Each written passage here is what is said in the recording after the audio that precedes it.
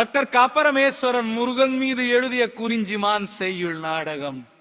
செய்யுள் நாடக காப்பியம் பகுதி 5 இரண்டாம் களம். இணை கதிர்வயல் பரங் மாலே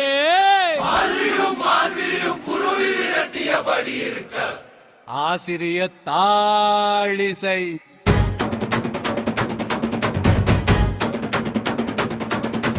அவனையும் எறிவர் மேல் பறவையை ஓட்டி அவள் பூவின் இளவயல் நற்றினை காடாய் கதிர் தவித்து ரோடவேகள் வீசாய் கதிர் வீசாயத்தோ நன்றை கார்முகிர் கண்டபுல் பேசாத்திட வேகம் வீசாய் கதிர் பெடை ரோடும் ஏவிக்கல் வீசாய் கதிர் சிறகில் மழை துளி சாரலும் புள்ளி போல் பிறவியோடகள் வீசாய் கதிர் பீடையும் வாங்கல் முன் வீசாய் கதிர் பரந்தன கூவிபுல் உண்டென்றும் இப்பரன் திறந்தது மேக்கல் வீசாய் கதிர் திசை கொக்கு குஞ்சும் கல் வீசாய் கதிர் கொத்தி வளவரும் சிட்டுகள் தருபுல் கடைந்தோடகள் வீசாய் கதிர் பருவம் பருந்தாகள் வீசாய் கதிர்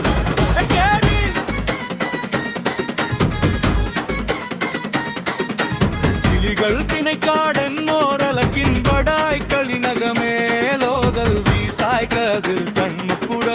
பாடகள் வீசாய் கதிர் இலை பாரியபடி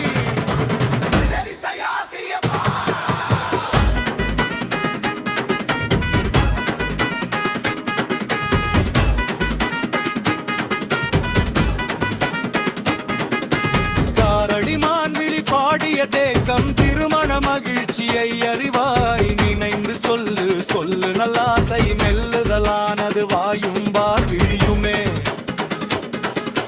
பாதம் நோகாமாது சிறந்தனை திருமணம் என்றால் அறிவதோ மென்னாள் என் மனம் தெரியாதாகிலும் நன்றி குறையும் எழில் தரும் நகைப்போ நடவாய் நலவாய் தினையதை நடவாய் மண்ணில் நட்டு சுற்றிய கொழியன சிறக்க சொல்லா உரையின் செருப்புகள் வதாக நினைந்து மண்ணிலம் நதியலா துறவா கொட்டிய வெள்ளம் அறியோ நிறைக்கும் உரைப்பாய் கேடுதல் மாற்றுதல் பாடிய சிறப்பே வைதா ஒருமை நன்மை கடவுளும் படுமாமறிவதும் நல்லவை கொன்று மணிவள மொத்தமே தந்ததை பார் சென்றே பார் கேளும் நீனே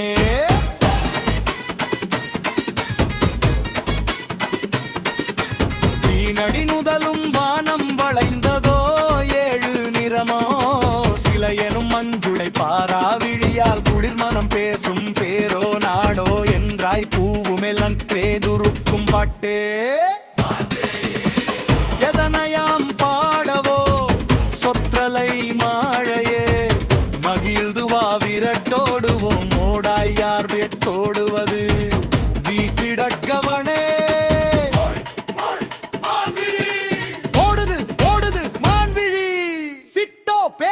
பேசுவாய் ததும்புக குணத்திடை மனக்கலை மறந்திட வருகுதே எப்படி கிளிகளை திரட்டு வேடம்மா குருவி வர தடுபட்பாங்கோ வலையை விரிவித்தன்றோ திரிபடும் வலையில் ஆந்தையும் கொடியது பேயும் கொடியது.